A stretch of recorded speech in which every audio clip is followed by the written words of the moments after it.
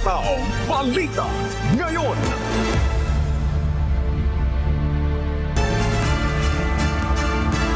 Magandang umaga Luzon, Visayas, Mindanao at sa buong mundo. Oras natin sa buong kapuluan, alas 5:01 na po ng umaga, Philippine Standard Time. Ako po si Aning Rentoy. Ngayon po ay araw ng Lunes, ika-13 sa buwan ng Oktubre, taong 2025. Tayo po ay sabayang napapakinggan sa radyo La Verdad 1350, ang UNTV Radio.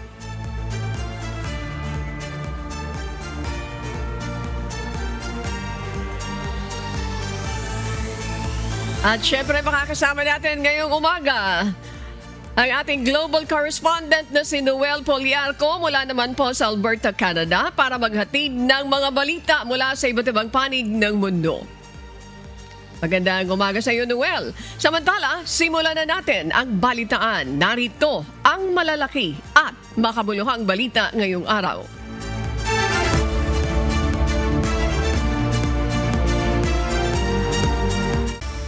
Sinuspindi ng Department of Education National Capital Region o DepEd ang lahat ng face-to-face classes sa mga pampublikong paaralan sa Metro Manila.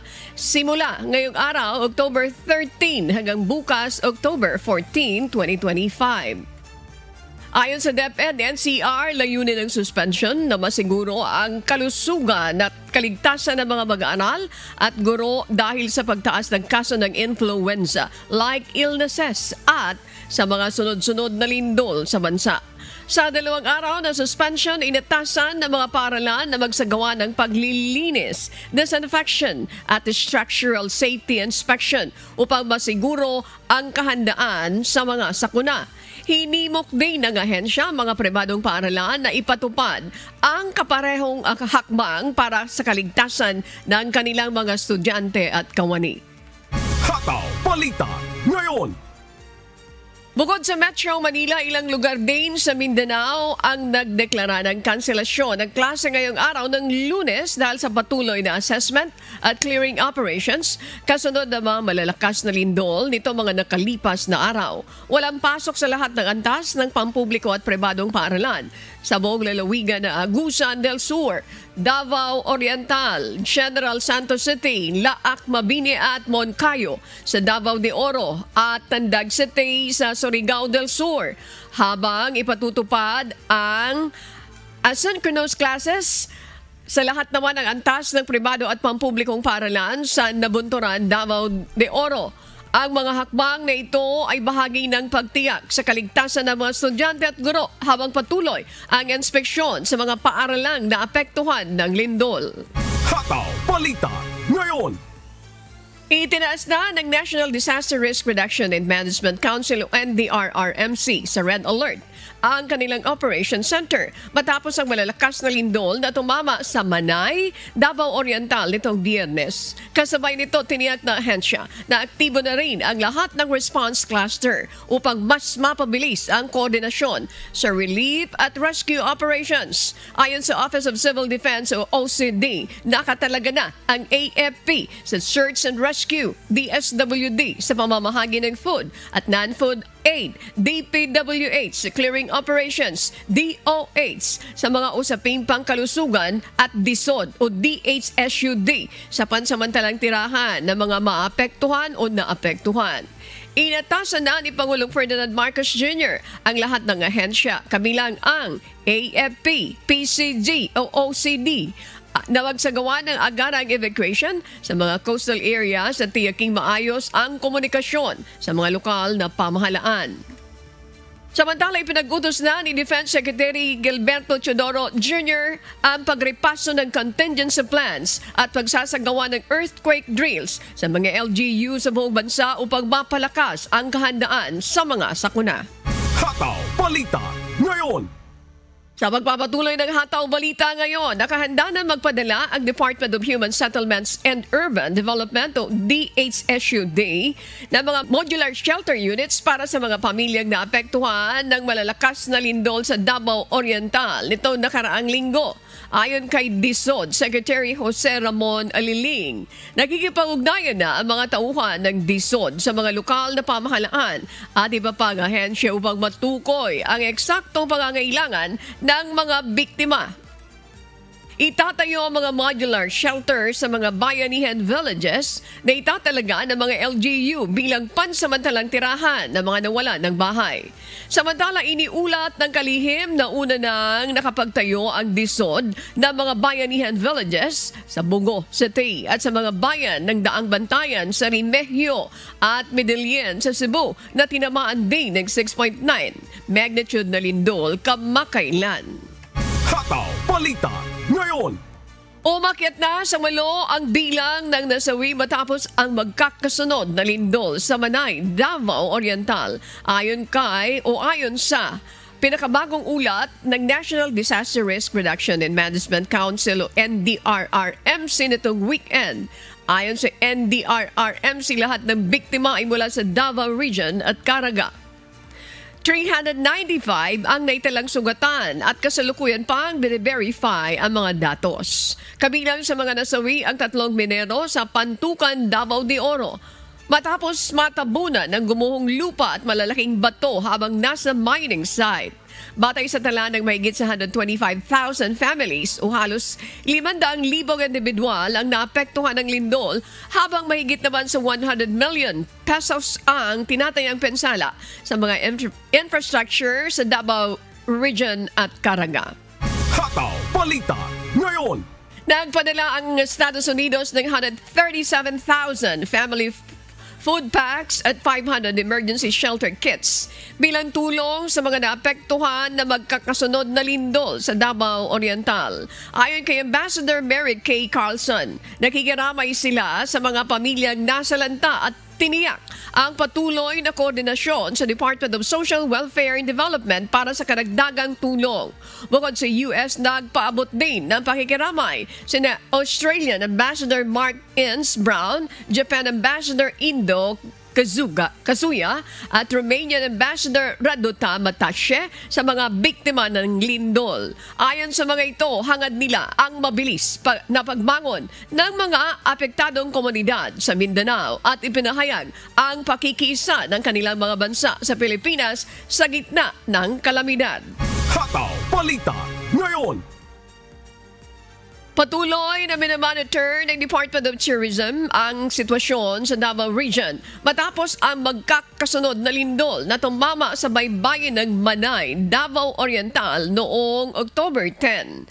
Ayon sa ulat ng DOT Region 11, wala namang naitalang nasawi o na-stranded na turista.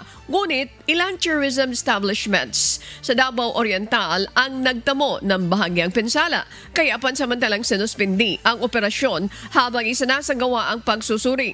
Kabilang sa mga naapektuhan ng ilang resort sa Bagaya, gaya ng Langoyon Beach Resort at Sun and Waves Beach Resort, pati na rin ang Sanipaan Staging Area sa Island Garden City of Samal.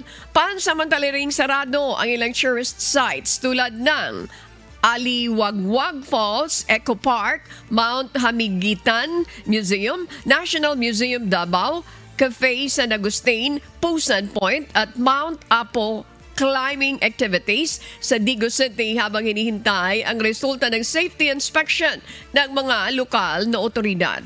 Hataw Balita ngayon. Bukas si Vice President Sara Duterte sa plano ni Ombudsman Crispin Remulla na repasuhin ang kanyang Statement of Assets, Liabilities and Net Worth o SALN. Ayon sa pangalawang Pangulo, mainam na pag-aralan ng Ombudsman ang dokumento at ipagpapasadyos na lamang kung ano ang magiging resulta. Kasunod ito ng pahayag ni Remulla na magiging publicly accessible na ang SALN ng mga opisyal ng gobyerno, kabilang sina Pangulong Ferdinand Marcos Jr. at Vice President Sara Duterte. Ayon kay Rimulya, pag-aaralan niya ang reklamong isinampa laban kay Duterte kaugnay ng umano'y maling paggamit ng mahigit sa 600 million pesos na confidential funds sa Office of the Vice President at Department of Education mula naman 2022 hanggang 2024.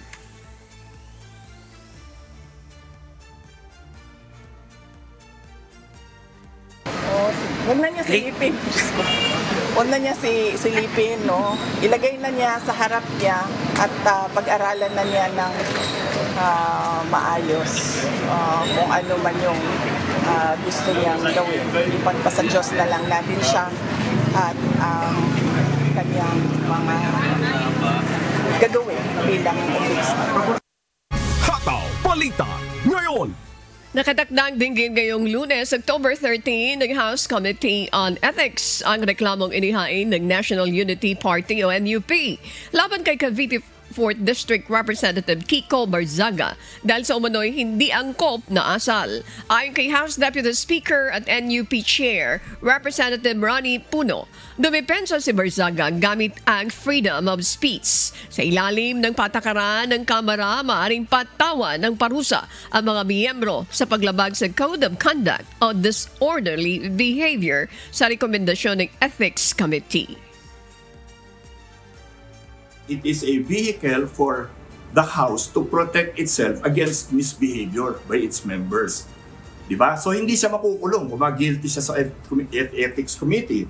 No? Maybe may reprimand, may pagsabihan, ganyan. Sa isang pahayag, giniit ni Barzaga, handa siyang matanggal sa Kongreso kung ito ang pasya ng mayorya. Samantala, duda si Deputy Speaker Puno na makakakuha ng suporta sa Kamara ang balak ni Barzaga na impeachment complaint laban kay Pangulong Marcos kaugnay ng umano'y anomalya sa flood control projects. No, I mean, nobody's preventing him from doing that. Kung gusto niyang gawin yan, di gawin niya, but I don't think he's going to get very much support, to be honest. Kasi ako lang, wala akong makita kung anong pwedeng gamitin na ipag-impeach si President Marcos. Hataw Balita ngayon. Naniniwala si Representative Terry Ridon ng Bicol Saro Party List na dapat maging mas transparent ang investigasyon ng Independent Commission for Infrastructure o ICI sa flood control scandal. Git niya, dapat may bahagi ng proceedings na bukas sa publiko tulad ng pagbasa sa mga affidavit at ilang pagtatanong ng miyembro ng komisyon. Hindi kailangan ilabas lahat, basta may sapat na transparency para mapanatag ang publiko na patas at malinis ang investigasyon. Pong pagbabasa ng isang affidavit na magiging public document naman anyway, di ba? Na talagang na-vet na ng mga abogado, na-vet na mismo ng ICI kasi meron naman silang initial na kopya siguro nito pong affidavit na ito. Tingin ko dapat yung pong pagbabasa ng affidavit na ito at siguro yung ilang mga tanong ng mga miyembro ng komisyon, dapat pwede yung payagan na ikasa under open public proceedings, no, ng ICI. So, sabihin, baka kailangan ho talaga maglatag ng reglamento. Alin yung pwede, alin yung hindi. Sa ngayon, closed door pa rin ang mga investigasyon ng ICI ayon kay Executive o ayon sa Executive Director nito para maiwasan ng trial by publicity habang wala pang pinal na desisyon ang korte.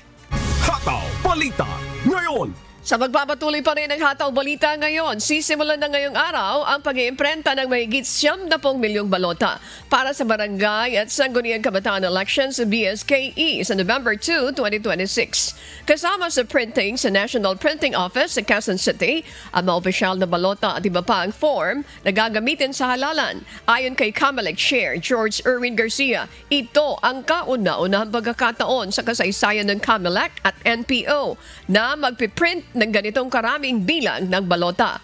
Sinimulan ng maaga ang proseso pang matiyak ang sapat na paghanda at maagapan ang anumang posibleng aberya bago ang halalan. Hataw Balita ngayon. Mariing kanon din na naman ng National Maritime Council o NMC ang umano'y iligal at walang ingat na aksyon ng China Coast Guard matapos nitong bombahin ng water cannon at banggain ang barkong pandagat ng Pilipinas malapit sa Pag-asa Island nitong Linggo ng umaga. Ayon sa NMC, sinadyang lumapit ng CCG at mapanganib na minaniobra ang mga Chinese Maritime Militia sa 3 sasakyang pandagat ng Bureau of Fisheries and Aquatic Resources o BFAR. Kabilang ang BRP Dato Pagbuaya na nooy nakadaong malapit sa isla. Binigyan din ng NMC na ang Pag-asa Island ay bahagi ng teritoryo ng Pilipinas na may matagal ng soberenya at jurisdiksyon sa ilalim ng 1982 United Nations Convention on the Law of the Sea o UNCLOS at 2016 Arbitral Award. Giit ng ahensya, walang karapatang manghimasok ang China sa mga lehitimong operasyon ng Pilipinas sa paligid ng isla at nanindigang magpapadala ito ng diplomatic protests upang tutulan ang agresibong aksyon ng Beijing.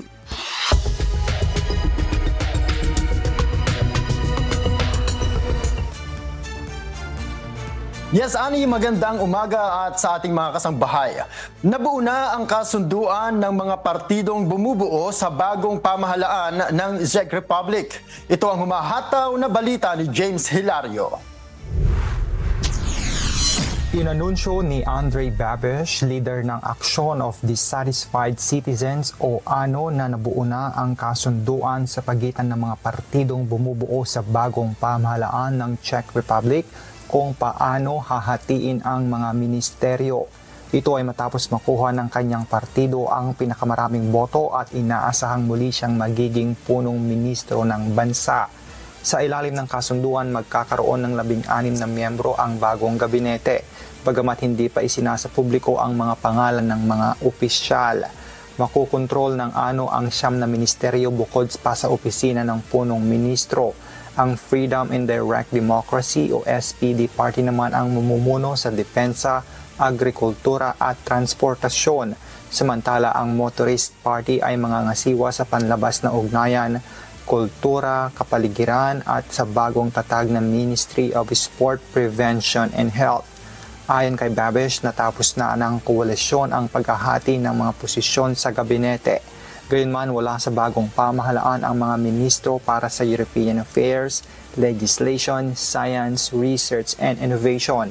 Magpapatuloy naman ang pag-uusap ng koalisyon hinggil sa mga pulisiya ng pamahalaan sa susunod na linggo. James Hilario, humahataw sa balita ngayon.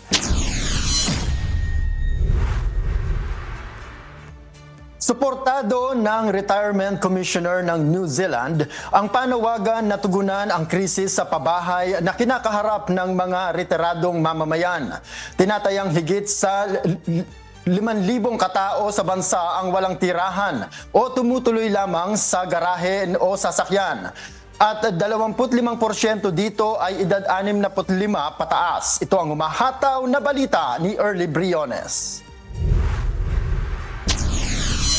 Isang petisyon ang isinusulong sa New Zealand na humihiling ng solusyon sa housing crisis na kinakaharap ng nakatatandang New Zealanders. Suportado ito ni Retirement Commissioner Jane Wrightson. Aniya, hindi dapat naaapektuhan ng pagpapalit ng pamahalaan ang long-term housing plan. Lumalabas sa pag-aaral na aabot sa 40% ng retirees ang nangungupahan o nagbabayad pa ng home loan hanggang 2048. Ayon kay Wrightson, wala na dapat pang binabayarang utang sa bahay ang isang retirado. Bagkus dapat na mayroon na silang affordable public housing o pension flat. Hindi sakop ng retirement plan ng New Zealand ang pabahay kung hindi nakalaan ng New Zealand Super para sa living cost ng retirees. Dagdag pa nito, lubhang apektado ng sitwasyon ang kababaihan dahil sa gender pay gap. Kung dati ay maraming pension flats sa bansa at karamihan ng nakatira ay matatandang kababaihan, unti-unti na itong nauubos. Nagtuturoan naman ng national at local na pamahalaan kung sino ang dapat sisihin. Aminado si Associate Housing Minister Tama Potaka na mabigat na problema ang hinaharap ng New Zealand na dapat pagtuunan ng pansin, subalit wala siyang natatanggap na ulat tungkol dito. Early Briones, humahataw sa balita ngayon. Nananawagan sa pamahalaan ang mga eksperto ng AI sa Canada para sa proteksyon laban sa mga panganib. Mula sa Toronto, Canada, si Sheila Reyes humahataw sa balita live.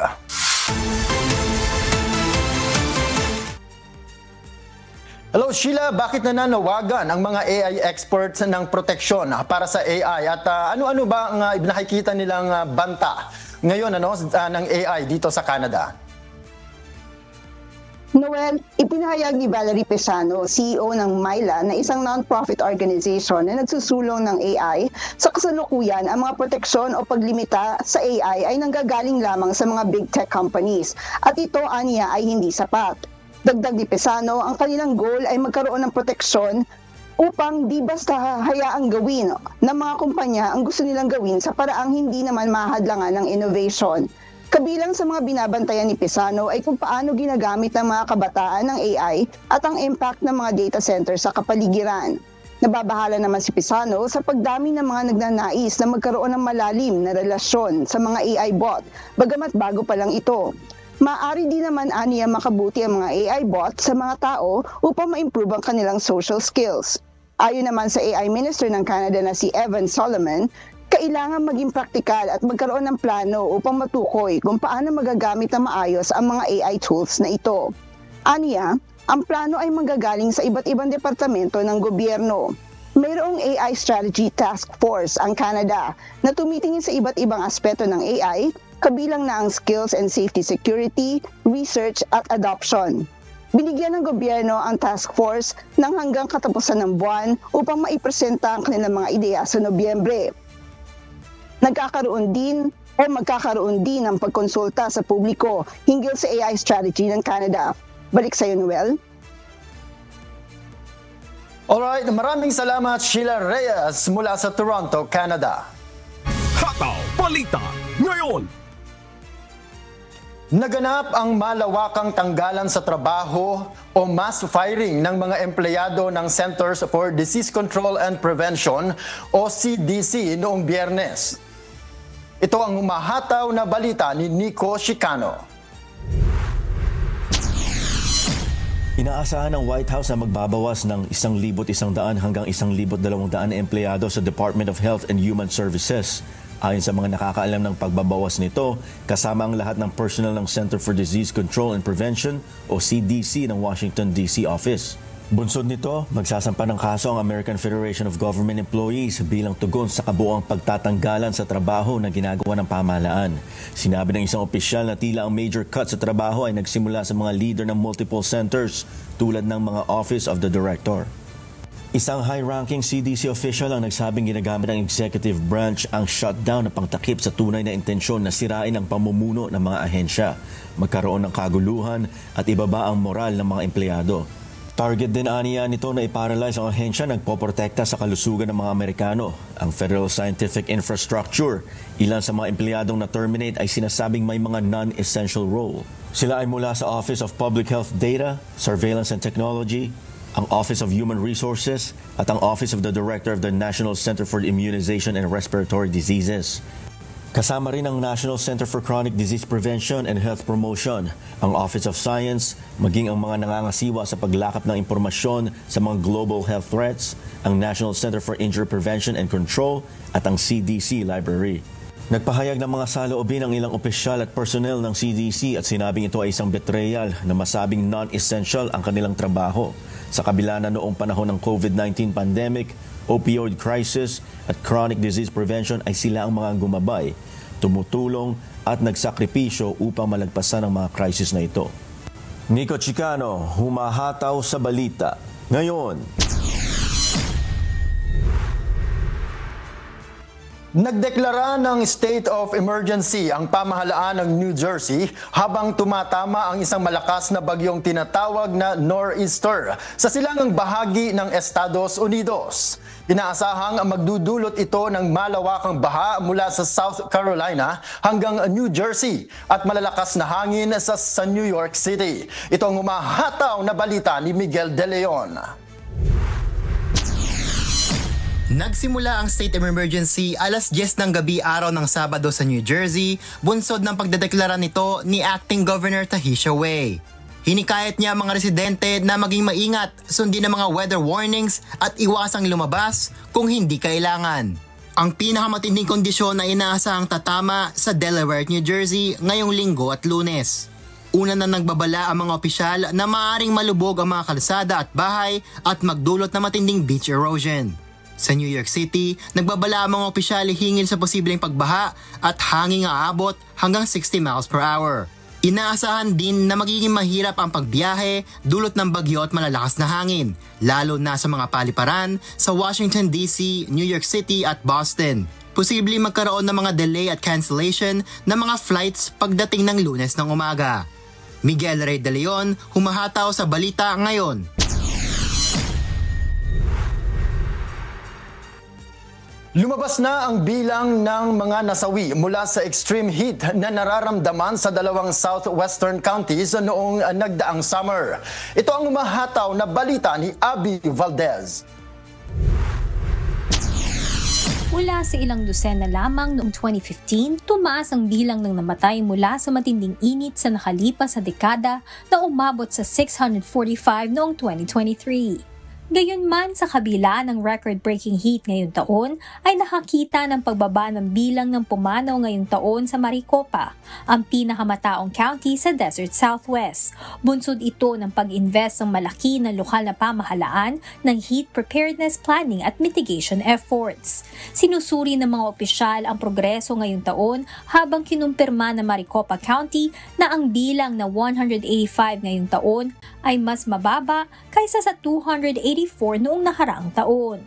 Sa kabilang dako, ang pangalawa sa pinakamataong populasyon sa rehiyon, ang Clark County, Nevada, ay nakapagtala ng 513 bilang ng namatay noong 2024.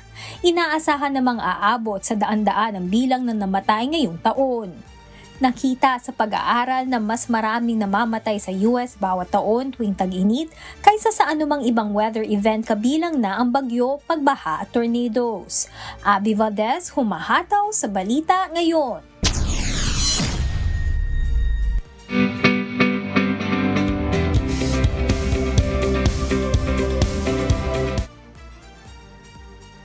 Magkakaroon ng health and wellness event sa Dubai. Nagbabala naman ang Philippine Embassy sa Singapore hinggil sa modus operandi ng mga loan sharks. Ito ang umahataw na balita ni Lynn Perez. What's up, kabayan? Iniimbitahan ng ating mga kababayang kababaihan sa Dubai sa isang health and wellness event. Gaganapin ito sa October 19, alas 12:30 ng tanghali hanggang alas 4 ng hapon sa Philippine Consulate Grounds. Ilan sa mga kasama sa programa ay ang panel discussion tungkol sa holistic wellness and preventive care, Zumba session at free breast cancer screening. Naglabas naman ng listahan ang Philippine Embassy sa Brunei ng mga bagong batch ng e-passports na available na for release. Maaaring i-claim ang mga available passports mula Lunes hanggang Biyernes, alas 8 ng umaga hanggang alas 5 ng hapon. Huwag kalimutang dalhin ang inyong old passport at resibo at maaaring makita ang kumpletong listahan sa official Facebook page ng Embahada sa facebook.com/PHNBrunei. Magsasagawa naman ng OWA Outreach sa Tel Aviv sa October 25, alas 2 hanggang alas 4 ng hapon sa Migrant Workers Resources Center. Ilan sa mga serbisyo ipagkakaloob ay ang membership renewal at iba pang OWA services. Sa mga nais mag-avail ng services, mag-register lamang sa pamamagitan pag-scan sa QR code na matatagpuan sa official Facebook page ng Philippine Embassy sa Israel sa facebook.com/PHNIsrael. Samantala, naglabas sa mabala ang Philippine Embassy sa Singapore hinggil sa modus operandi ng mga loan sharks sa bansa. Ayon sa embahada, ginagamit ng loan sharks ang pangalan ng embahada upang makuha ang personal na impormasyon ng manggagawat ng kanilang employer. Paalala ng embahada, hindi sila humihingi ng personal na impormasyon sa pamamagitan ng tawag, text or video call. Para sa kumpletong impormasyon, bumisita lamang sa official Facebook page ng Pasuguan sa facebook.com/PHNSingapore. Lynn Perez, humahataw sa Balita Ngayon.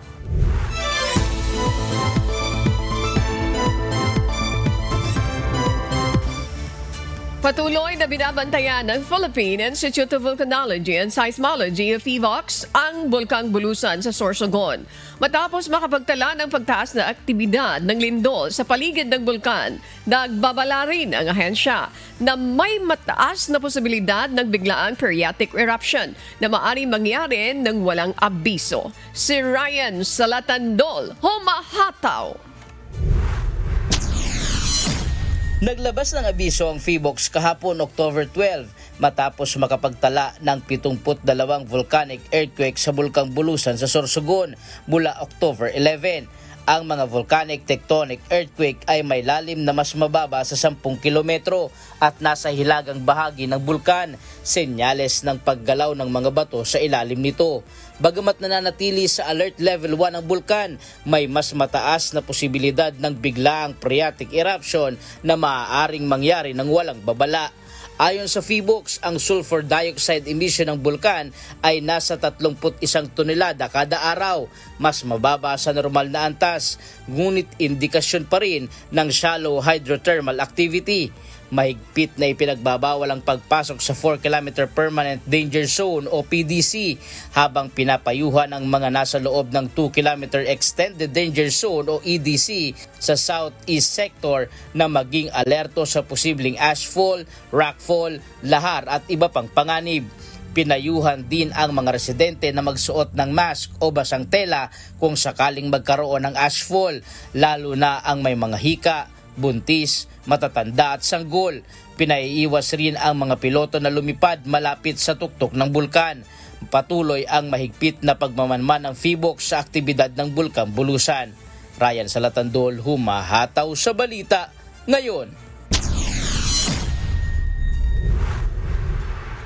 Maraming salamat, Ryan Salatandol. Samantala, matapos ang 6.9 magnitude na lindol sa Cebu noong September 30, inamin ng PHIVOLCS na kulang pa rin ang bansa sa seismic monitoring system.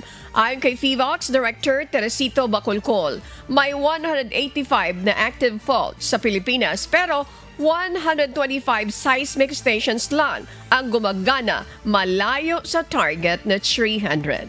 Si Alan Manansala, humahataw.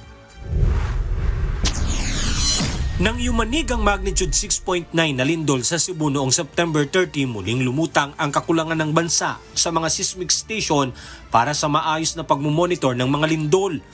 Ayon kay PHIVOLCS Director Teresito Bacolcol, may 185 aktibong fault segments at 30 fault system sa buong bansa. Ngunit sa kasalukuyan, 125 lamang ang operational seismic station na nagbabantay sa mga ito, malayo sa 300 na kinakailangan upang masaklaw ang lahat. Sa kasalukuyang budget, 4 na istasyon lamang ang kayang maitayo kada taon, kaya aabutin ng 40 taon bago ito makumpleto. Bawat istasyon ay nagkakahalaga ng humigit kumulang 8 milyon. Dagdag pa ni Bacolcol, wala pa ring P-wave early warning system ang Pilipinas gaya ng nasa Japan at Taiwan, kaya naman naaantala ang phone alerts noong tumama ang lindol. Good thing, the PHIVOLCS Modernization Act was passed early this year, mid this year, and with that we will be able to fast track the acquisition of our seismic instruments to complete this within the next 5 years. Ang Bugo Bay Fault na natukoy lamang matapos itong gumalaw ang naging sanhi ng lindol. Malaking bahagi nito ay nasa ilalim ng dagat, kaya't mahirap itong imapa. Sa ilalim ng PHIVOLCS Modernization Act, umaasa ang ahensya na madaragdagan ang pondo, tauhan at kagamitan upang mapabilis ang pagsubaybay at pagbibigay babala sa mga sakuna gaya ng lindol. Alan Manansala, humahataw sa balita ngayon. Maraming salamat, Alan Manansala. Samantala, matapos ang malalakas na pagyanig sa Mindanao, ilang tulay naman at estruktura ang nasira sa Caraga Region, partikular sa Butuan City. Agad na nagsagawa ng inspeksyon ang mga otoridad upang matiyak ang kaligtasan ng mga motorista at publiko. Si MJ Vasquez, humahataw live. MJ, good morning. Ano ang mga naging alagay na mga tulay diyan sa lungsod at may mga kasalukuyang restrictions bang ipinatutupad, MJ? Ani, kasalukuyang naka-temporarily closed ang Tagubo Bridge sa Butuan City matapos nga makitaan ng tila pagluwag sa expansion joint ng naturang tulay matapos ang 7.4 magnitude na lindol. Ayon sa Department of Public Works and Highways, Butuan City District Engineering Office, bilang pag-iingat, pansamantalang isinara ang isang panig ng tulay habang isinasagawa ang inspeksyon at assessment rito. Samantala, ligtas at bukas sa mga magagaan na sasakyan ang Magsaysay Bridge batay sa rapid assessment ng mga otoridad. Ang mga bitak na namataan sa asfalto ay natukoy na nasa expansion joints lamang at hindi indikasyon ng structural na pinsala. Patuloy ring minomonitor ng DPWH ang iba pang mga tulay sa lungsod, kabilang ang Libertad Bridge at Agusan Bridge, upang masigurong ligtas ang mga ito sa mga motorista. Bukod sa mga tulay, nakitaan rin ng maliit na bitak ang ilang mga paaralan, barangay hall, health center at ospital sa Butuan. Gayunpaman, kinumpirma ng mga otoridad na lahat ng mga nasabing gusali ay ininspeksyon na at ligtas gamitin ng publiko.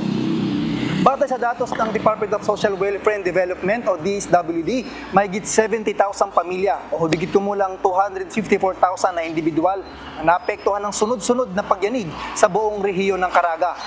Sa kabuuan, walo ang bahay na tuluyang nasira habang nasa 696 naman ang bahagyang napinsala.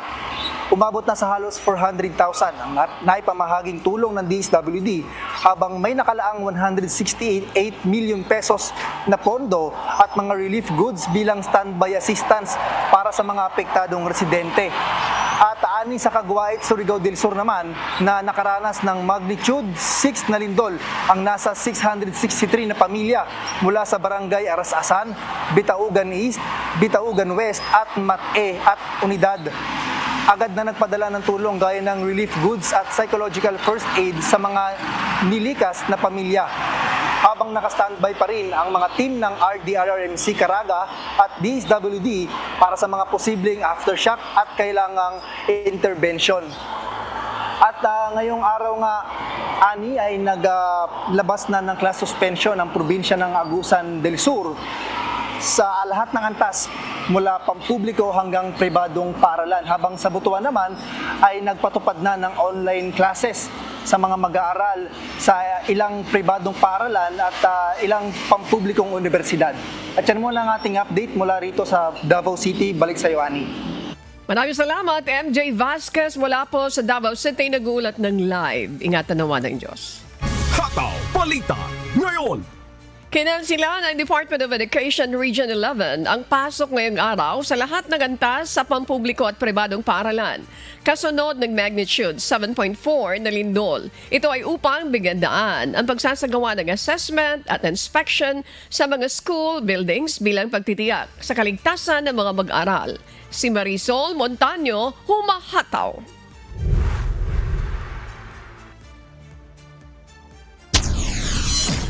Matapos ang 7.4 magnitude na lindol noong Biyernes na yumanig sa malaking bahagi ng Davao Oriental at naramdaman din sa mga karatig probinsya gaya ng Davao City at Davao de Oro. Sinuspinde ng Department of Education Region 11 ang mga klase ngayong araw sa lahat ng antas ng pampubliko at pribadong paaralan. Inatasan din ng lahat ng mga paaralan na lumipat muna sa blended learning habang ang mga guro at non-teaching personnel ay magtatrabaho muna mula sa kanilang tahanan. Ito ay upang bigyang daan ang pagsasagawa ng assessment at inspection sa mga school buildings ng City Engineer's Office. Sa Cagayan de Oro City naman, suspindido rin ang mga klase sa lahat ng pampublikong paaralan mula elementarya hanggang sekundarya mula ngayong araw at sa mga susunod pang araw. Samantala, ang mga pribadong paaralan ay nakadepende sa kani-kanilang pamunuan. Gayunman, bago muling mag-resume ang mga klase sa linggong ito, kailangan munang magsumite ng sworn certification mula sa Office of the Building Official ng CTLGU na nagpapatunay na ligtas ng gamitin ang kanilang mga pasilidad. Samantala, nagsagawa naman ng inspeksyon sa Davao Oriental kahapon sina DepEd Secretary Sani Angara, DPWH Secretary Vince Dizon at DSWD Secretary Rex Gatchalian, alinsunod sa direktiba ni Pangulong Ferdinand Bongbong Marcos Jr. Kabilang sa mga binisita nila ang Evaristo Moralizon National Vocational High School, kung saan kinakailangan ang agarang rehabilitasyon. Sa isang Facebook post ni Secretary Angara, binigyang diin niya na walang silid-aralan ang gagamitin hanggat hindi ito tuluyang naayos at natiyak na ligtas gamitin. Tiniyak naman ng DepEd na hindi maaantala ang pagkatuto ng mga mag-aaral at mabibigyan ng sapat na tulong at suporta ang mga guro at estudyanteng naapektuhan ng lindol. Marisol Montaño, humahataw sa balita ngayon. Maraming salamat, Marisol Montaño. Samantala sa gitna ng malakas na pagyanig ng magnitude 7.4 na lindol sa Davao Oriental noong Biyernes, ligtas na isinilang ng isang ginang ang kanyang unang anak habang nasa evacuation area ng DOH Davao Regional Medical Center o DOH-DRMC. Ayon sa DOH-DRMC, halos kasabay ng pagyanig ang panganganak ng babae na nooy ay pansamantalang nanunuluyan sa evacuation area kasama ang mahigit 600 pasyente bilang bahagi ng pag-iingat ng ospital.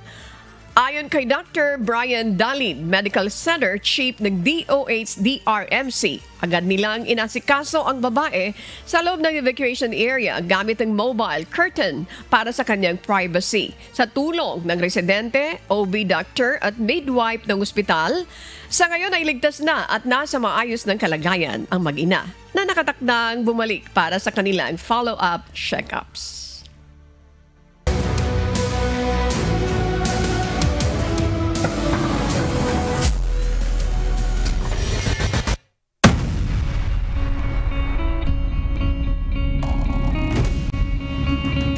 Samantala, isang makasaysayang kampyonato naman ang nakuha ng AFP Cavaliers sa UNTV Cup Executive Face-Off 2025 matapos nilang makuha ang titulo na wala man lang ni isang bahid ng pagkatalo sa buong season.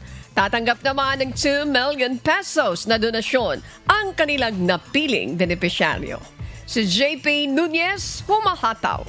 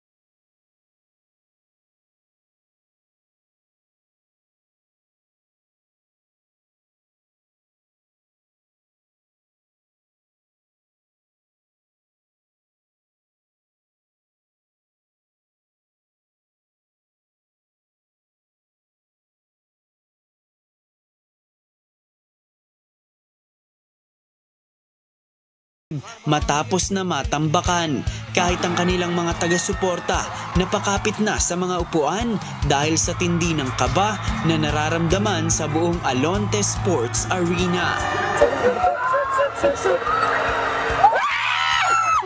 Sobrang intense! Gusto namin silang manalo para umabot ng third game. Let's go, Judiciary! Sobrang kabang-kaba kasi parang nawawala na kami ng pag-asa. But right now, we're hoping na tayo manalo and we'll get the championship. Let's go! Pagkatapos tumabla ng AFP Cavaliers, nakuha na nila ang momentum para ilagay sa abante ang kanilang koponan habang ang Judiciary Magis naman nakapag-commit na ng mas maraming turnover. Under 3 minutes remaining sa last quarter of action, isa lang ang lamang ng AFP Cavaliers sa score na 60-51.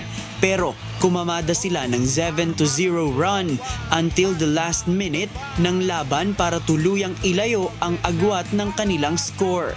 Hindi na nakahabol pa ang Judiciary Magis hanggang sa pagputok ng buzzer sa final score na 60-56 in favor of AFP Cavaliers. Isang makasaysayang kampyonato para sa AFP Cavaliers na nagtala ng kauna-unahang unblemished win-loss record sa Executive Finals ng UNTV Cup Executive Face-Off. Struggle sila kasi yung preparation namin as in zero talaga. No? So after nung winning game nila nung first game, so ngayon lang uli sila nagsama-sama kasi nga masyadong busy sila. So yung result ng laro namin ngayon, medyo mahabol kami, no? Kami yung umabol.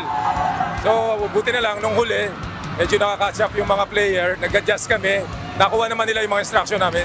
We had a big chance sana pero sabi ko nga, kami din yung nag-cause ng kung bakit nakalapit din yung AFP.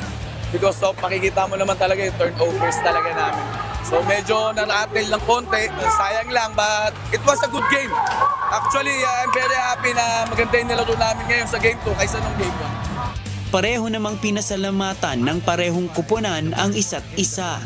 Sa Judiciary, no, salamat sa magandang game na binigay ngayon, yung second game, which is talagang natuwa yung mga manunood. No? So nabigyan din naman sila ng magandang laban. Good luck na lang next year. So i-depend namin ulit, sana kung sila ulit gawin daw lang nila yung part nila na para makabawi sila sa amin. Una-una, congratulations to, sa AFP, no, for having a great game, and congratulations to them that they deserve to win. Talagang hindi rin sila bumitaw sa huli, no, and congratulations. Samantala, most valuable player ng season at most valuable player ng finals si Commander Paul Carvajal ng AFP Cavaliers. Ito, hindi sa akin lang to. Ito is for the team.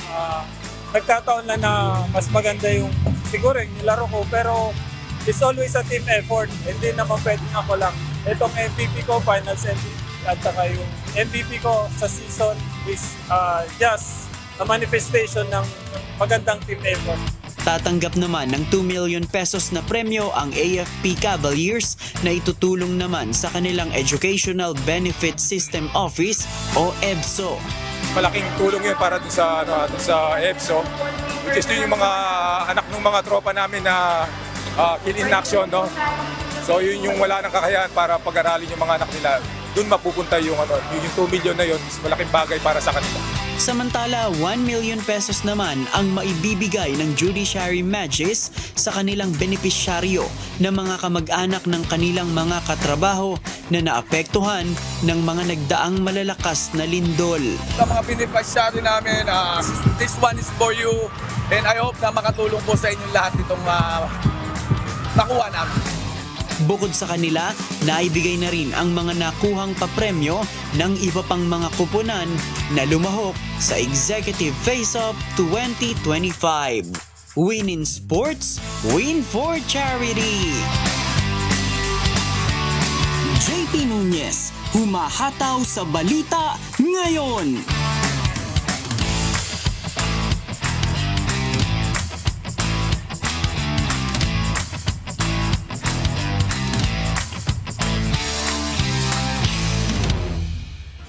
Mga kasambahay, kung may mga storya po kayong nais balikan sa Hataw Balita ngayon, pwede niyo po itong muling mapanood sa aming official social media account. Magtungo lamang po sa UNTV News and Rescue YouTube channel at i-click ang subscribe button. Gayun din po sa aming Facebook at TikTok accounts. Mapapanood nyo rin rito ang iba pang news programs ng UNTV. Pati na po ang ibang video na nag-iisang public service channel. Kaya taknan na! Subscribe, like, and share. At sa amin naman pong ibabahaging mga salita ng Diyos na ating sandigan. Mula po sa Kawikaan 10:19. Sa karamihan ng mga salita ay hindi nagkukulang ng pagsalansang. Ngunit siyang nagpipigil ng kanyang mga labi ay gumagawang may kapantasan.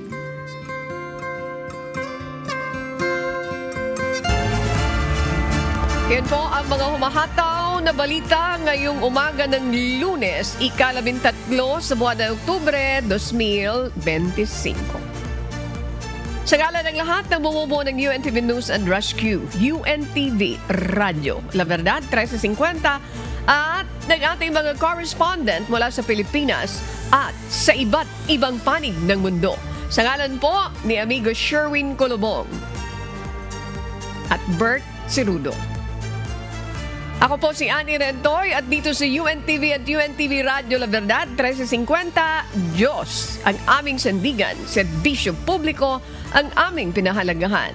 Susunod na po ang Good Morning Kuya. Happy birthday Kuya, salamat po sa Diyos at magandang umaga.